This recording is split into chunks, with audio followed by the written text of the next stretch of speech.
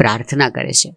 શ્રીમદ ભાગવતની અમર પ્રાર્થનાઓમાંની આ પણ એક અદ્ભુત પ્રાર્થના છે, જેમાં કુંતાજી કહે છે કે વિપદઃ સંતુ નઃ શશ્વત તત્ર તત્ર જગદગુરો. એવું કહે છે કે અમને વિપત્તિ નિરંતર આવે. કેમ? તો કે ભવતો દર્શનમ યત સ્યાત અપુનર્ભવ દર્શનમ.